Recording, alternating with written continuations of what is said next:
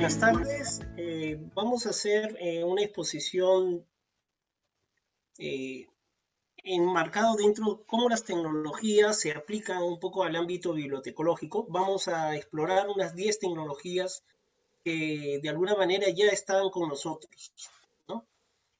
Una de las tecnologías que ya tiene varios años atrás y que el proceso de automatización de las bibliotecas ha ido alentando es el RFID, que es la identificación de radiofrecuencia, que permite automatizar muchas de las actividades de la biblioteca. Como ven en el diagrama, ustedes, o como ven cuando entran a una biblioteca, los sensores de radiofrecuencia detectan si un libro ha sido prestado o no ha sido prestado. Estas etiquetas RFID también permiten no solo el control de seguridad, sino también los procesos internos.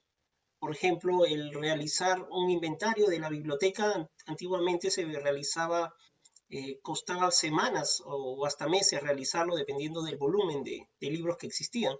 Ahora con lectoras RFID se puede hacer en horas.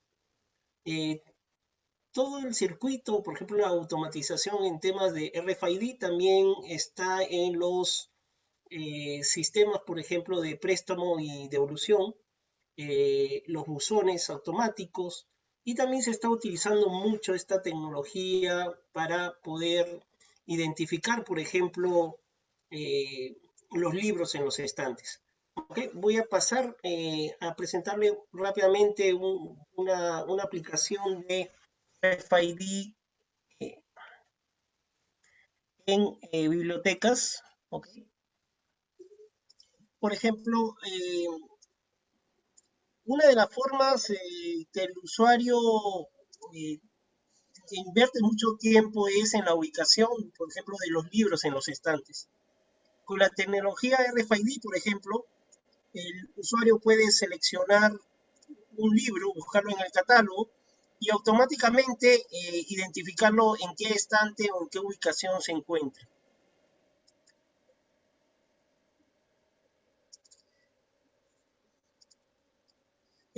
Este sistema, por ejemplo, interactúa, el RFID usualmente interactúa con los sistemas integrados de biblioteca, también con los sistemas de seguridad, ¿no?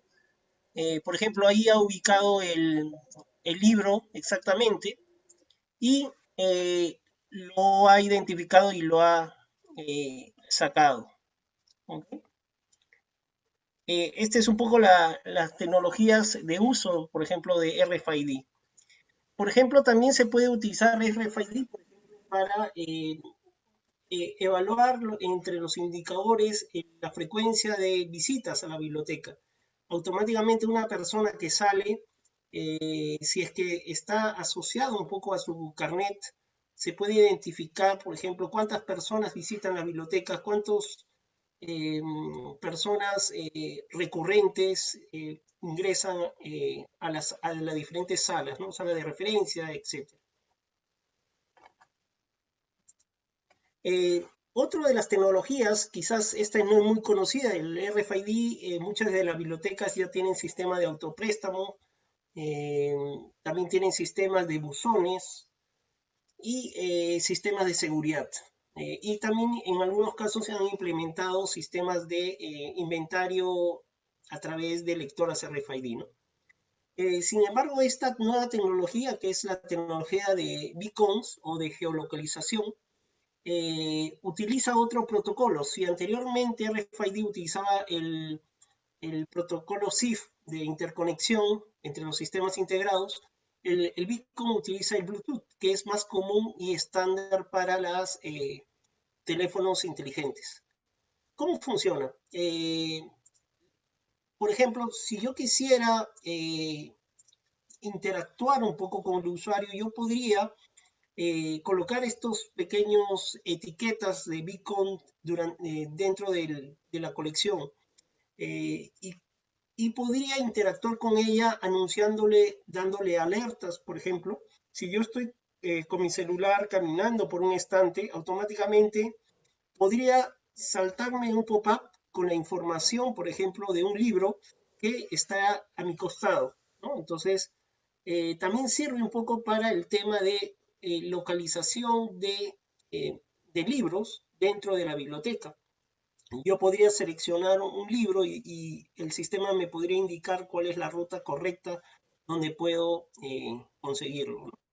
El tema de Beacon se está utilizando mucho también en bibliotecas para lo que nosotros teníamos estas plataformas, por ejemplo, de nuevas adquisiciones en la cual los libros se ponían en, en vitrinas, ¿no? Ese concepto un poco se ha cambiado con los beacons, es decir, apenas entra una persona a la biblioteca se le puede aparecer diferentes tipos de información. Los libros que están disponibles, recién adquiridos, también se puede comunicar en forma y tiempo real, por ejemplo, si en ese momento existe alguna actividad cultural, alguna exposición, y de esa forma tener una mayor comunicación, ¿no? El beacon, este tipo de tecnología utiliza la geolocalización un poco para apoyar la experiencia del usuario. Eh, Otra de las tecnologías que también ya se ha casi integrado en muchas de las bibliotecas es el concepto de makerspace.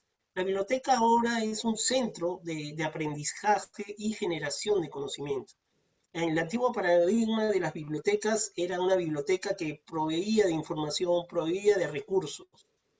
Sin embargo, con el nuevo concepto de Makerspace es un punto de reunión social, comunitario, en la cual el objetivo, dependiendo de las instituciones, si son instituciones de educación superior o bibliotecas orientadas al servicio público, están siendo orientadas a generar conocimiento. La biblioteca se ha transformado un poco en componentes de cambio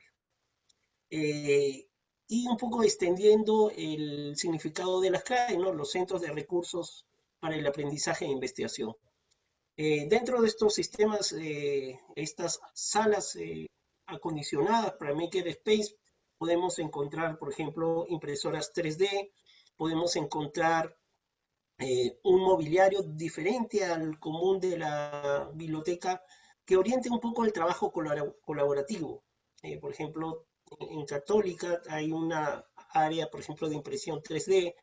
En la UPC también tiene su sala de Makerspace, donde es una sala para poder generar trabajos colaborativos, el Business Model Canvas, por ejemplo, un modelo de negocio de Canvas, y el Design Thinking, que es otra. El tema de estos espacios o de estos entornos de aprendizaje están conformados, por ejemplo, estas salas interactivas, salas en las cuales tenemos pequeños laboratorios de robótica, mecanotrónica, impresión 3D, y un poco lo que se está eh, fortaleciendo es eso, ¿no? La integración dentro de las bibliotecas como lugares para la creación de conocimiento.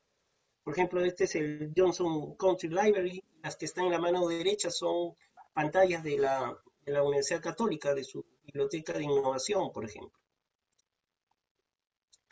Eh, la cuarta tecnología que de alguna manera está ya enraizada un poco y que ha sido repotenciada con este tema de la pandemia y de la cuarentena obligatoria es los ebooks. Los ebooks permiten el acceso a la información, pero ¿qué son los ebooks?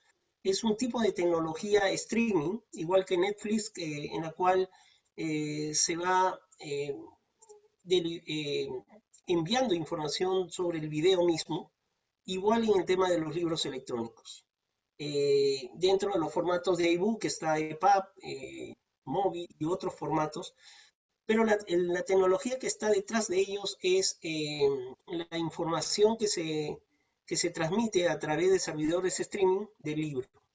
De esa manera podemos nosotros acceder al libro a través de diferentes tipos de licencias, monousuario, multiusuario, también libros permanentes.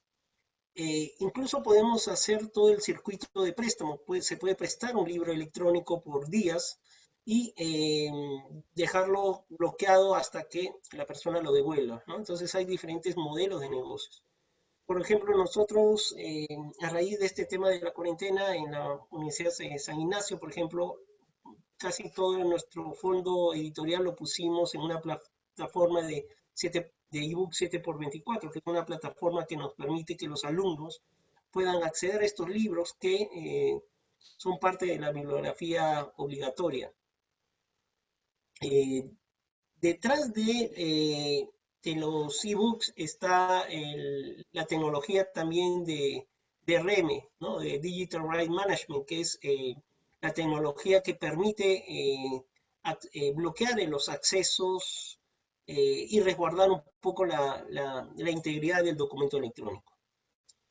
Eh, Otra de las características o tecnologías que es una de las iniciales que ha lanzado un poco World Wide Web era la plataforma web. Y dentro de este tipo de tecnología están las aplicaciones que de alguna manera se han integrado un poco a los patrones de búsqueda de los usuarios, a las necesidades de información y también como medio para poder transmitir o sociabilizar en el ciberespacio las preferencias por un libro. Por ejemplo, tenemos Pinterest, muchas bibliotecas han puesto sus widgets, sus aplicaciones dentro de los portales de la web, en la cual te permite brindar las últimas novedades, las últimas adquisiciones en un formato amigable de Pinterest, ¿no? Es interesante saber que Pinterest, por ejemplo, tiene una mayor audiencia, por ejemplo, en el género femenino, en el sentido de que consumen mucha información visual. Otra de las plataformas, entre las tantas, es Library Things, que también sirve a los bibliotecarios porque permite compartir carátulas, creo que ya está más de 1 millón de carátulas, un poquito más, disponibles para que los bibliotecarios puedan añadirlos a sus sistemas integrados de biblioteca. Pero también LibraryThink es una especie de red social en la cual tú puedes compartir tu propia colección de libros, tú puedes también reunirte o congregarte con unas personas que en ese momento están leyendo cierto libro en especial y compartir esta experiencia, ¿no? De lector. Es cuando nosotros vemos una película y queremos compartir después de esta película eh, el, y comentar algún desenlace, si nos gustó o no nos gustó, podemos hacer un rating y eso permite un poco estas aplicaciones de LibraryThings. Otras aplicaciones, pero quizás no gratuitas, es el Live Guides, que es las guías temáticas, es un software que sí tiene un costo, que te permite hacer guías temáticas y administrar un poco los enlaces. Algunas bibliotecas acá en el Perú la utilizan. Tengo entendido que la Universidad del Pacífico, por ejemplo, maneja esta plataforma y le permite un poco organizar las guías temáticas que ellos suelen poner como material propio o también guías temáticas de otras instituciones. ¿Ok? Eh, este también es otra tecnología aplicada a las bibliotecas. Tengo entendido que varias bibliotecas ya cuentan con algunos libros de realidad aumentada. Y por otro lado también está la realidad virtual.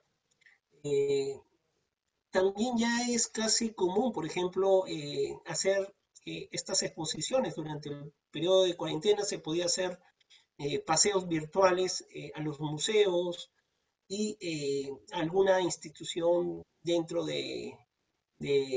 que permitían tener estas galerías, ¿no? Por ejemplo, existían las, las guías, por ejemplo, de realidad virtual del Museo de Arte Italiano. Por ejemplo, podíamos ver todas las obras pictóricas, podíamos recorrer sus pasadizos. Y también el Ministerio de Cultura también ha hecho bastantes trabajos sobre realidad virtual en el sentido de mostrar, por ejemplo, las artesanías, las cerámicas de diferentes culturas. Eh, Otra de las características es la realidad aumentada. Ustedes se acordarán un poco de este juego de Pokémon en la cual ustedes podían encontrar a los Pokémones por las calles. La realidad aumentada de alguna manera extiende un poco la experiencia de la realidad eh, a través de los dispositivos móviles con cámaras. En este caso, si nosotros enfocamos con nuestra cámara un libro, por ejemplo, este libro, por ejemplo, donde está la orca, eh, de lo que nos va a mostrar es información adicional al libro. Va a incluir, por ejemplo, el movimiento de la orca, se puede conectar a información adicional. Eh, Esto es muy utilizado en otras bibliotecas. En Alemania es muy conocido estos libros de realidad aumentada para los atlas, por ejemplo. Imagínense leer un libro de volcanes o de geología, en la cual abren la página y aparece un volcán. Y a través del teléfono móvil, este volcán eh, explota, ¿no? Y sale lava, y sale humo, ¿no? Y hace una nube volcánica, ¿no? Entonces, es una nueva experiencia que tiene el usuario hacia el libro. Eh, Me gustaría mostrarle, por ejemplo, eh, una aplicación muy simple de realidad aumentada sobre un libro que es conocido de Oscar Wilde, es un clásico, por ejemplo, en películas de terror, ¿ok? Y, y quizás ustedes no tengan el sonido habilitado para poder escuchar, pero no es necesario. Imagínense abrir el libro de Dr. Jekyll and Mr. Hyde, ¿ok? Eh, y cuando aparecen las hojas del libro, como es un libro más o menos de terror, ha cruzado una sombra, eh, incluso cuando pasas en una sección que estás leyendo, existe una bulla, un susurro de la persona que está, en teoría, uno de los personajes, y lo que permite es una interacción, una experiencia con un libro nuevo. Por ejemplo, estás leyendo el libro y las velas se prenden automáticamente, los personajes empiezan a interactuar.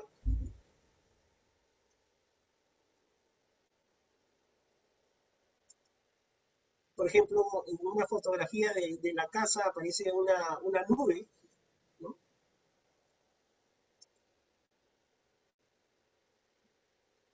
Y después aparece, por ejemplo, el personaje en una de las ventanas.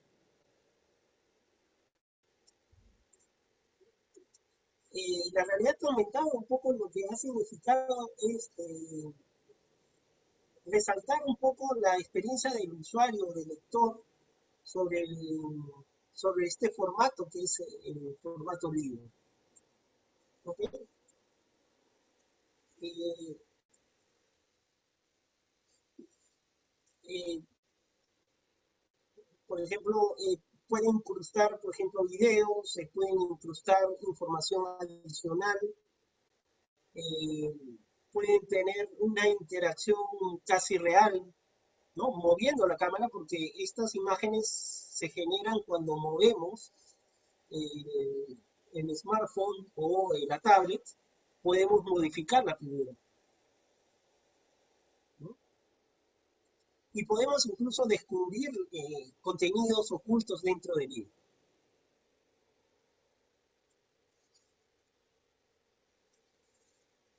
Y el libro se transforma en una pieza lúdica eh, que utiliza un poco la complicidad del lector, ¿no? Miren, ahí están tratando de crear tipo un rompecabezas con estas piezas del mismo libro.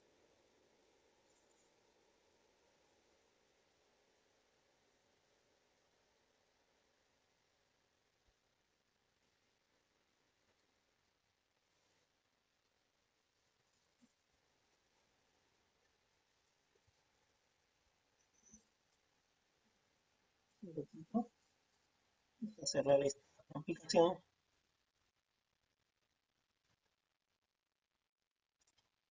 Como han visto, la tecnología es un gran aliado para poder transformar un poco la biblioteca en un lugar apasionante, lleno de misterio, por ejemplo, con todo el tema de la tecnología.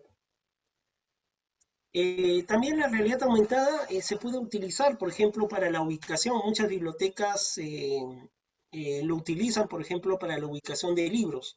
Automáticamente con el smartphone les señala la ruta por donde debería seguir la persona para poder lograr ubicar el libro buscado. Acuérdense que una de del mayor tiempo que una persona dedica en una biblioteca tradicional es en la búsqueda de información, en encontrar, por ejemplo, un libro que probablemente esté mal clasificado o que no se encuentre en la sección predeterminada, y a través de la tecnología nos permite un poco apoyar a que ese proceso sea un proceso eh, nuevo, rápido y eficiente.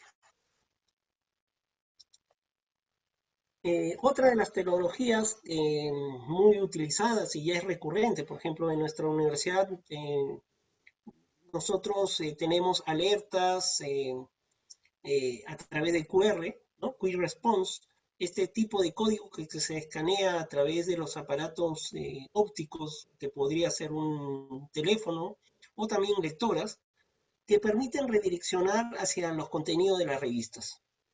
Eh, las bibliotecas, inicialmente cuando uno entraba a una biblioteca, habían, como le decía, estantes o estanterías de vidrio donde estaba colocado las nuevas adquisiciones. Yo me acuerdo cuando estudiaba en la Universidad Católica, por ejemplo, las últimas novedades se exhibían en estantes de vidrio, y cuando uno quería sacarle el libro, te decían, no, mira, tiene que pasar un mes porque estos libros están en exposición. Sin embargo, todos estos servicios y tecnologías y herramientas de tecnología tienen la finalidad de eh, ayudar o facilitar la vida del usuario.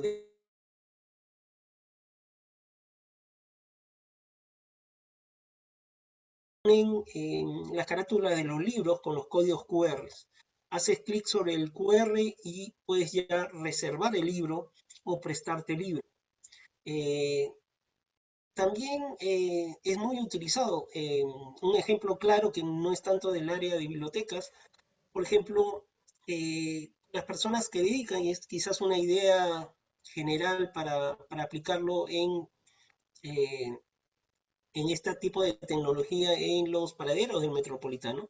Por ejemplo, en Corea, muchas de las paredes del metro están llenos de publicidad, pero esta publicidad utiliza el código QR.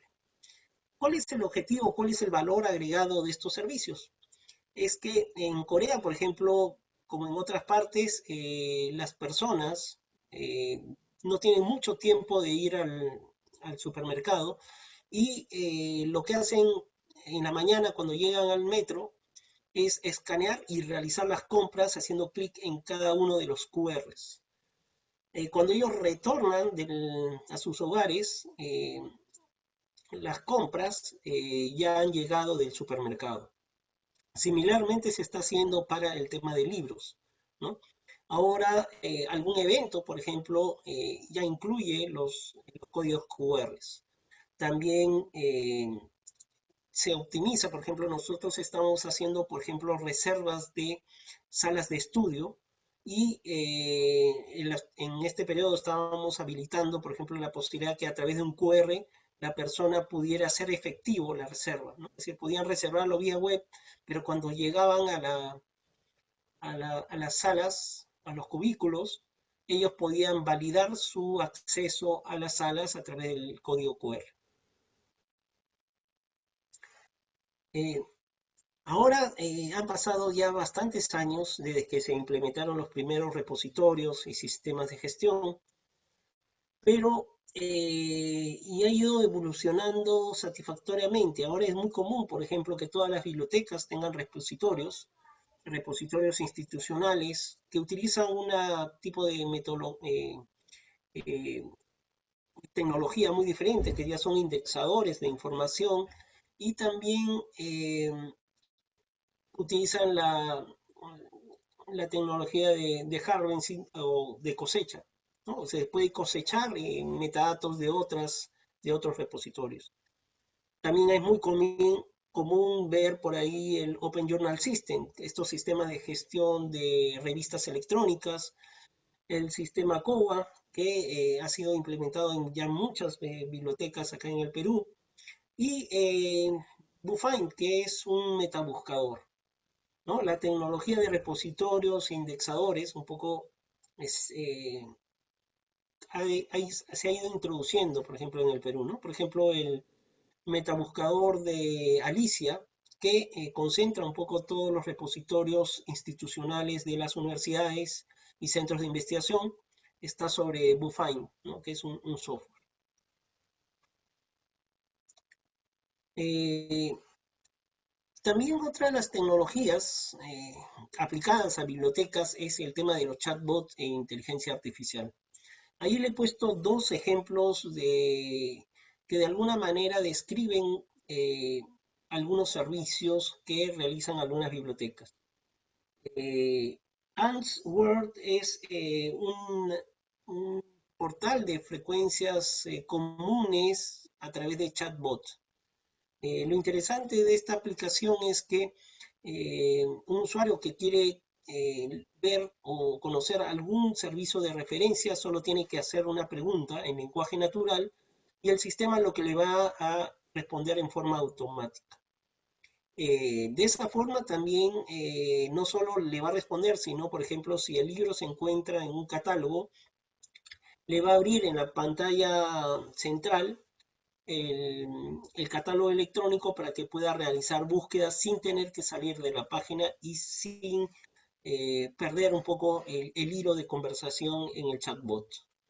Los chatbots ahora son muy conocidos, quizás probablemente ustedes hayan conversado con alguna persona sin saber que son chatbots.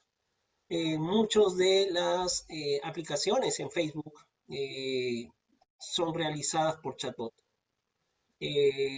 Ustedes cuando se pelean con el banco, al final no se están peleando con una persona, sino se están peleando con un chatbot que ya tiene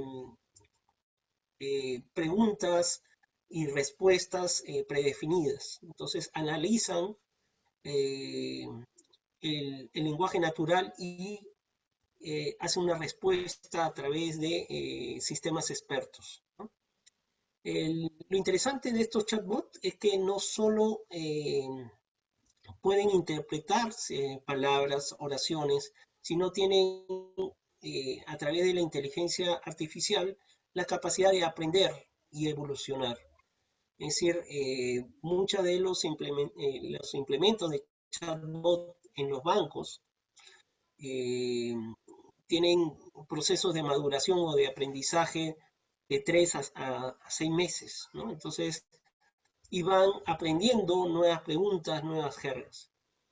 Esto también es interesante porque podemos ver que la minería de datos o el análisis de los textos se está realizando bastante en lo que se denomina humanidades digitales, ¿no? Entonces, un poco la interacción de las herramientas tecnológicas con la capacidad de irradiar un poco en ciertas disciplinas que antes creíamos que no tenían nada que ver con, con la tecnología, ¿no? Estamos hablando, eh, ampliando un poco el horizonte. Por ejemplo, geografía con los sistemas de información geográfica o los GIS. Eh, Al final, Google Maps o Google Earth son sistemas de información geográfica.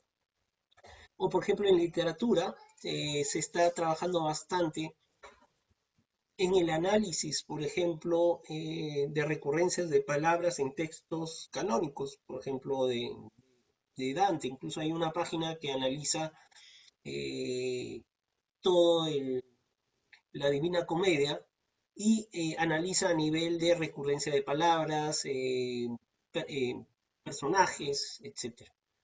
La inteligencia artificial y los chatbots un poco han inspirado un poco muchos de los proyectos interesantes en el tema de investigación. Eh, y al final, una de las tecnologías más utilizadas y la que más se va a utilizar en los medios es la información contenida en video. Casi el 80% del tráfico en Internet es tráfico que se consume por los sistemas de video streaming. Eh, Uno de los servicios que más popularidad ha tenido, tanto que ha tenido que bajar un poco la calidad de resolución, es Netflix. Y tanto YouTube, existen servidores de streaming que permiten entregar a través de las señales electrónicas fotogramas de los videos y hacer la visualización de videos completos, ¿no? Antiguamente, cuando uno quería descargar un video, tenías que descargar todo el video completo para poder finalmente visualizarlo, ¿no? Con la tecnología de streaming, lo que permite es visualizar los fotogramas que en ese momento está visualizando el usuario. Lo bueno de esta tecnología es que se adecua a la velocidad, es decir, a la velocidad del cliente o de la persona que se conecta, ¿no? Si yo tengo una baja calidad de conexión, el sistema de video streaming se adecua con menor calidad al dispositivo a la cual está consumiendo los videos. Y dentro de este abanico de posibilidades está, por ejemplo, en las, los grandes repositorios de videos. Por ejemplo, uno de los archivos muy interesantes es www.archive.org, que es casi un repositorio de todo el contenido, sea en video, imágenes, ebooks y otra documentación. Eh, y una de las características interesantes es que tiene una opción que se llama Wayback Machine, que es la posibilidad de retroceder en el tiempo y encontrar alguna página web. Imagínense este repositorio que almacena, por ejemplo, todas las versiones de los webs que en algún momento eh, ha habido de alguna página web. ¿Ok? Y el otro enlace es también un repositorio, es un directorio, diría, está utilizando también LibGuide, este sistema de gestión de guías temáticas, y ofrece, por ejemplo, los recursos de video streaming gratuitos en todo el mundo, y es una interesantísima fuente y riqueza de información. Eh, Tanto así que buceando encontré, por ejemplo, para los que les gusta el cine, versiones de cinematográfica de Dalí.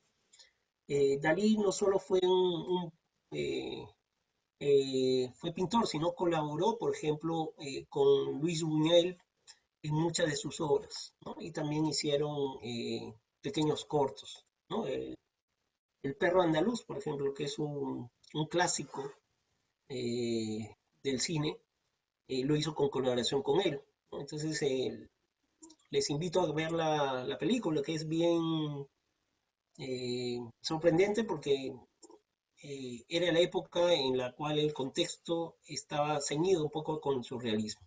¿Ok? Y también por ahí encontré videos de Jean Genet, que es otro escritor francés. Entonces, y también videos no solo ingleses, sino eh, mexicanos. Eh, Había una buena colección, por ejemplo, de videos. Había un sitio web donde podíamos encontrar videos de comunidades aborígenes de la selva, eh, que ahora son difíciles de encontrar, ¿no? Y como hemos visto, un poco este es el quizás una de las fotografías de las tecnologías que se están utilizando en bibliotecas. eh, Casi el 100% de estas tecnologías ya lo estamos utilizando en las bibliotecas peruanas. Y incluso también eh, hay otras más tecnologías que no le he podido añadir para no extender la exposición. Eh, pero busquen por internet 10 tecnologías para bibliotecas, y hay otros autores que incluyen, por ejemplo, las plataformas de aulas virtuales, en la cual también las herramientas de colaboración tipo Zoom, porque también la interacción o los servicios, por ejemplo, de referencia. Antiguamente era una persona que estaba sentada al principio de las puertas de la biblioteca, ¿no? Y con el estereotipo de las películas, tenían lentes, ¿no? Y una cara poco amigable. Ahora los sistemas de referencias en muchas de las bibliotecas se utilizan a través de Zoom. Y no solo eso, sino que a través de herramientas como TeamWeaver, eh, Anywhere y otras, permiten que el referencista tome control de la máquina de la persona y pueda resolver sus problemas. Imagínense que alguien tiene problemas con ingresar o hacer su reserva de libro en el sistema integrado de biblioteca, y que el referencista no solo le explique los pasos, sino eh, pueda ingresar a su computadora, enseñarle paso por paso eh, los mecanismos para poder hacer la reserva. ¿Ok? De alguna manera, las tecnologías, o cómo las tecnologías se pueden aplicar a diferentes ámbitos un poco de la biblioteca. Un poco me podría extender más, no solo con los sistemas de gestión y archivos digitales. Hay sistemas como Atom, Archive Mation, después Omeka, eh, Cultura eh, para temas de videos, y otros que permiten un poco administrar y organizar la información de las bibliotecas. Muchas gracias. No sé si tienen alguna pregunta, alguna duda sobre estas tecnologías. Gracias, Celso. Sí, tenemos una pregunta de Marisela, la comparto con todos. Además de la localización de los libros, dada la cantidad considerables de libros no ubicados, mm, perdón, no ubicados, podría utilizarse el iBeacon u otro aplicativo en el campo de seguridad, alerta o control para evitar que los libros sean sustraídos sin autorización del ambiente que se le ha designado, ya sea por parte de los usuarios o personal de servicio. Más que Beacon, lo que más se utiliza también por tema de costos, infraestructura, es el RFID. Eh, Estas etiquetas RFID, estas etiquetas lo que hacen es sonar un sensor. Es decir, eh, existen, por ejemplo, sensores en los módulos de autopréstamo y devolución, pero también el RFID es abierto a diferentes tipos de sensores. Entonces, las antenas de seguridad pueden detectar si un libro sale sin el flag de prestado. El RFID también se está utilizando mucho para ponerlo en laptops. Por ejemplo, imagínense una empresa y alguien sustrae una laptop y existe una antena RFID de seguridad en la salida. Automáticamente va a eh, dar una señal de alarma, pero no solo una señal de alarma como podemos encontrar en los supermercados. Eh, los sistemas de gestión de seguridad también permiten que actives ciertos protocolos. Por ejemplo, imagínense que eh, no solo este libro eh, ha sido sacado, por ejemplo, de la sala de seguridad o el archivo, y pasa el primer barrera, que es las antenas de seguridad. ¿Ok? Entonces la persona ve que nadie se acerca y se aleja un poco del lugar, pero no se da cuenta que en otro lugar existe otra antena RFID, pero en vez de hacer un pitillo, ¿no? De alerta, automáticamente envía un mensaje, un correo o una llamada a la persona de seguridad en la puerta de la biblioteca, ¿no? Y de esa forma, aunque él no esté alertado, va a identificar si el documento o no ha salido. El RFID es muy interesante porque también permite saber el movimiento del libro. Por ejemplo, si hay un libro que se ha perdido y tenía un código RFID, el sistema queda grabado la fecha en la cual pasó por la antena de seguridad, independientemente de que eh, lo pudiera o no supervisar. Ujú. Tenemos otra pregunta en relación al RFID de Carlos Cerdán, que pregunta, ¿qué empresas que tengan experiencia en bibliotecas en el Perú ofrecen el RFID? Mira, ahorita hay varias. Nosotros trabajamos con Marcovation, ¿ok? No es un tema de publicidad, pero Marcovation está a cargo de la línea de 3M, ¿ok?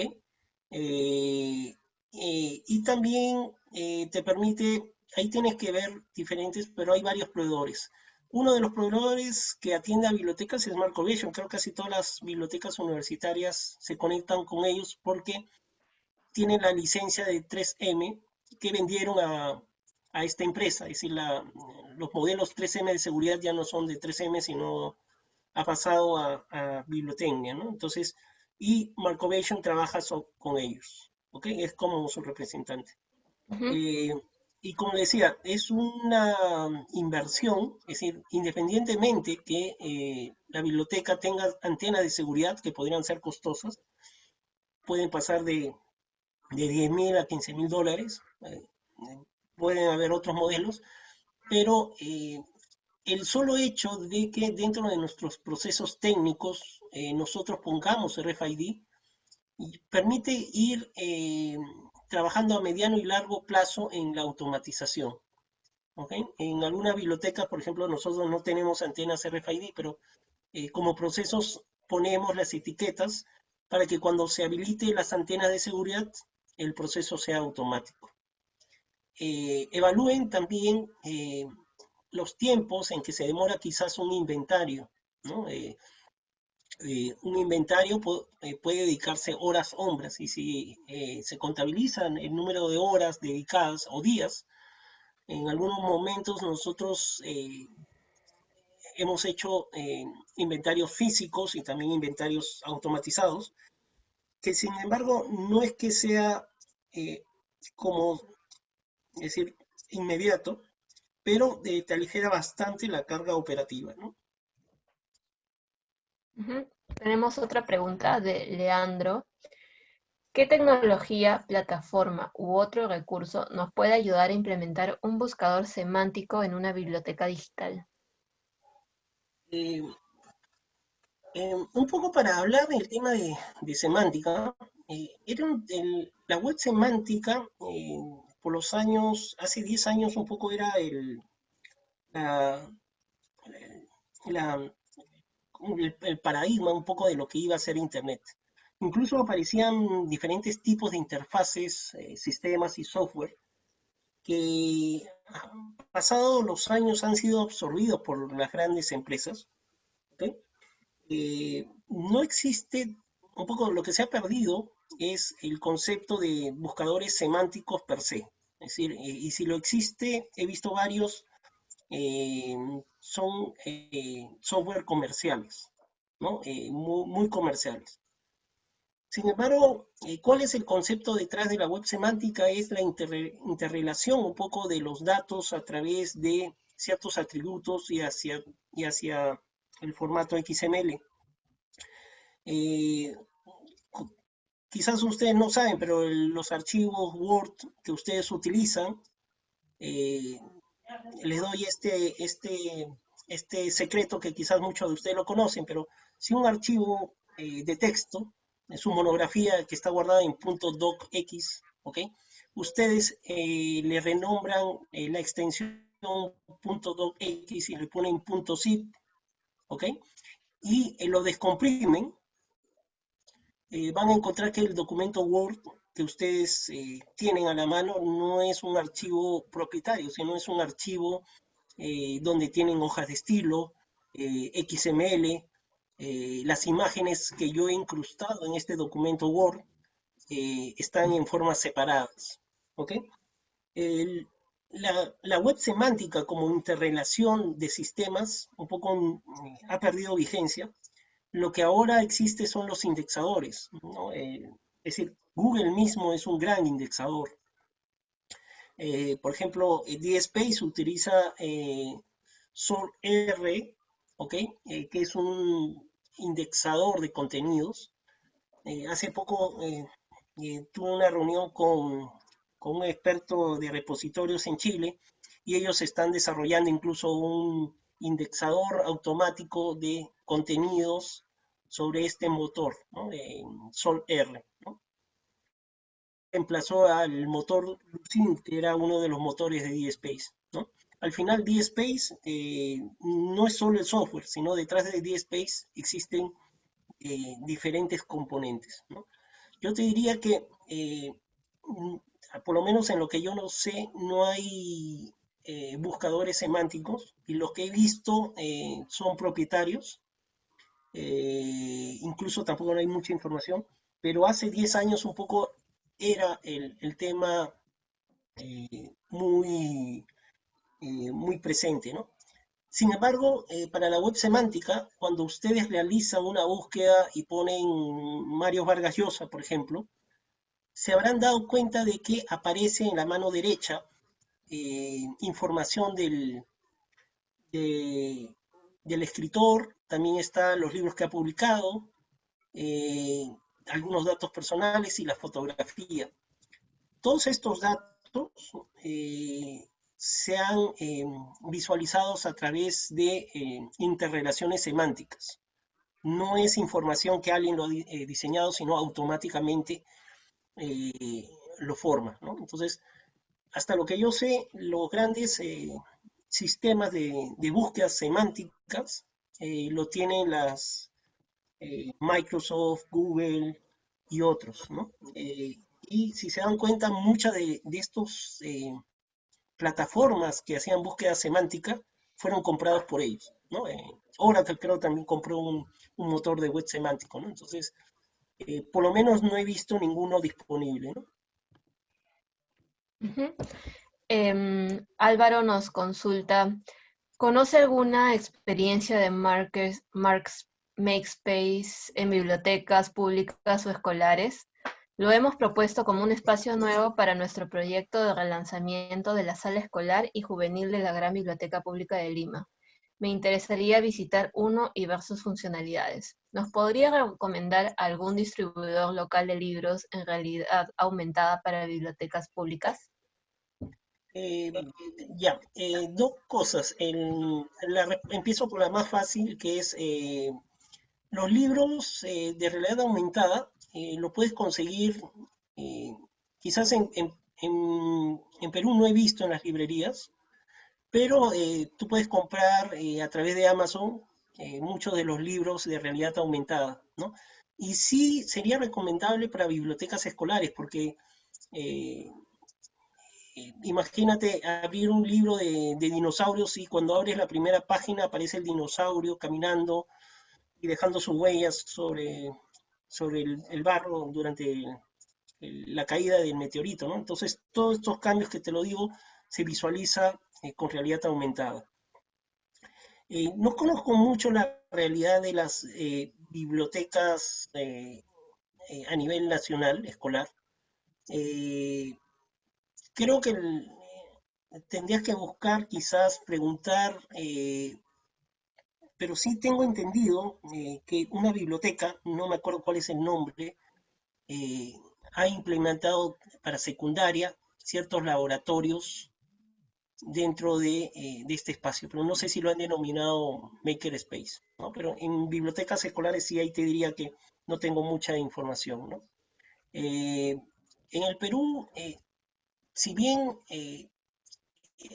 hay iniciativas de Makerspace como el de la Católica, es decir, se inició como un centro de innovación, ¿no? Entonces, se copió un poco la experiencia de la universidad o la biblioteca de Boston, por ejemplo, ¿no? Entonces, se diseñó la biblioteca como un centro de creación de conocimiento e información, ¿no? Ujú. Luego Jorge Barbier nos pregunta cómo manejan la realidad virtual y nos pone un ejemplo, ¿no? En cuanto a temas de censura. En libros para niños, por ejemplo, podría ser traumático para a un niño o niña ver que el lobo se come a la abuelita, en relación, imagino, al cuento de la Caperucita. Y luego ve que los cazadores matan al lobo. ¿Hay algún tipo de censura? Pregunta. Muy buena idea. Mira, no he Sí. investigado, pero sí, sí, probablemente voy a buscar tu dato para ver cuando compre los libros, porque en Amazon te dicen, este libro es apto para tales edades, si hay un tipo de censura. Pero es cierto, como yo te decía, quizás no escucharon el audio del libro, pero cuando se activó el libro, activó un audio. ¿Ya? Imagínense que están leyendo en la página en la cual el asesino lo apuñala a una persona, ¿no? Y escuchan detrás suyo unos pasos, ¿no? O como esta experiencia, por ejemplo, en las películas del cine, ¿no? Que a la mano izquierda se escuchan los pasos y después a la mano derecha. ¿Ya? Entonces, es una experiencia diferente, ¿no? No he visto tema de censura, pero sí, no es para niños muy pequeños, porque tienen otro tipo de concepto, ¿no? Por ejemplo, yo tengo una hijita de 6 años y cosas nuevas les atemorizan mucho, ¿no? A esa edad. Pero para adolescentes, dependiendo del contenido del libro, ¿no? También. Luego nos pregunta RF, que bueno, no coloca su nombre, nos pregunta por qué no 11 o 9 las tecnologías. No, Eh, sí, no, claro. eh, un poco el número 10 era como los 10 mandamientos, ¿no? No, de broma, era que no quería abrumarlos con tantas tecnologías, quizás buscar las 10 que a mi parecer son las que más se están utilizando. Eh, Hay muchas más, pero creo que era una cifra un poco para ver que hay mucha tecnología detrás de las bibliotecas, ¿no? Aparentemente eh, pensamos que la biblioteca no tiene nada que ver con tecnología, pero sí, tanto en los procesos técnicos, en la interacción con el usuario, ¿no? Hasta, por ejemplo, estos carteles, por ejemplo, de ventas de cuando van a un fast food y ven los alimentos en la barra, algunas bibliotecas han implementado esas señaléticas, eh, por ejemplo, pantallas LEDs para eh, difundir un poco la colección, ¿no? Entonces hay una interacción muy cercana, ¿no? Ujú. Bueno, Rosa Facio nos hace un comentario sobre el Makerspace y nos dice, bueno, funcionan en sociedad imbuidas en las intervenciones técnicas de los usuarios, fuera de sus usos de información. Funcionan muy bien en los Estados Unidos, tanto que a veces omnibula nuestra percepción desde posiciones intermedias. Con respecto al Makerspace bueno, nos comenta, ¿no? Sí, mira, Ujú. yo te diría que no. Las impresoras 3D va a llegar a que cada uno va a tener su propia impresora 3D. Yo te diría que pienses diferente. Eh, Tengo entendido, por ejemplo, que acá en Perú, para decirle, han hecho prótesis a niños en los hospitales eh, a través de impresoras 3D, ¿ok? Eh, por ejemplo, muchas de las mascarillas de contagios, por ahí vi personas o equipos de investigaciones que han hecho estas mascarillas, pero no es un tema, al final es como decía, es decir, siempre hay un tema de temor al cambio, ¿no? Pensamos que ciertas tecnologías aparentemente si no están ligadas a las finalidades, es decir, si no las sabemos utilizar, independientemente que sea Estados Unidos o Perú, si no sabemos utilizar estas herramientas, no va a ser de poca utilidad. ¿Ok? Nosotros podemos comprar un martillo y si no lo sabemos utilizar, aunque estemos en Estados Unidos, en Perú, en Bolivia, no nos va a servir. Igual sucede con las herramientas tecnológicas. Eh, y yo creo que hay que desmitificar eso porque eh, uno de los casos que he visto por la televisión local, por ejemplo, un profesor ha hecho que sus alumnos editen videos y lo cuelen en un canal de YouTube. Pero qué raro hay en eso. Estamos hablando de una zona altoandina con poca conexión a Internet y con ningún profesor de tecnología, sino de autoaprendizaje. Otro de los datos interesantes que me gustaría exponer es, no me acuerdo el nombre de este investigador eh, indio o inglés, pero puso una computadora en un barrio pobre de la India, ¿ok? Y lo dejó para que las personas interactuaran. No hubo un facilitador que intercediera entre la persona, que era una persona de poca eh, condición social, ¿ok? Estamos hablando de una barriada de la India que es muy parecido quizás a algún asentamiento humano por acá, que interactuara con el computador. Eh, el, un poco para resumir toda esta experiencia, eh, hicieron que generaran conocimientos o que pudieran recepcionar ciertos tipos de información y la pudieran procesar.